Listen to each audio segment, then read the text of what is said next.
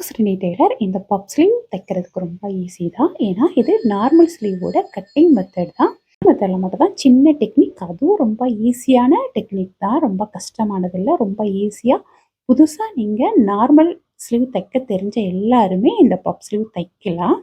கொஞ்சம் பழைய மாடல் பப் ஸ்லீவே தான் கொஞ்சம் புதுசாக ட்ரை பண்ணியிருக்கேன். வேற ஒன்றும் இல்லை, சின்ன டெக்னிக்கை யூஸ் பண்ணி புதுசாக ட்ரை பண்ணியிருக்கேன். ரொம்ப நாளாக அந்த பப் ஸ்லீவ் தைக்கணும்னு பிளான் பண்ணியிருந்தேன். ஆனால் தைக்கிறதுக்கான டைம் இல்லை. இப்போ தான் ஊருக்கு போகிறதுக்காக ஒரு 3 saree எடுத்தேன். அதில் ஒரு நார்மலான சாரீக்கு தான் இந்த பப் ஸ்லீவ் நான் ட்ரை பண்ணேன். ஆனால் நான் பிளான் பண்ணதை விட நான் தைக்கும்போது எனக்கு ரொம்ப ஈஸியாகவே இருந்துச்சு.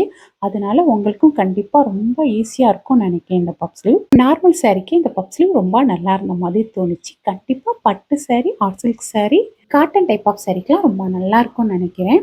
நீங்கள் ட்ரை பண்ணி பார்த்துட்டு கமெண்டில் சொல்லுங்கள். இந்த பப் ஸ்லீவ் பிடிச்சிருந்தா லைக் பண்ணுங்கள். தேங்க்யூ.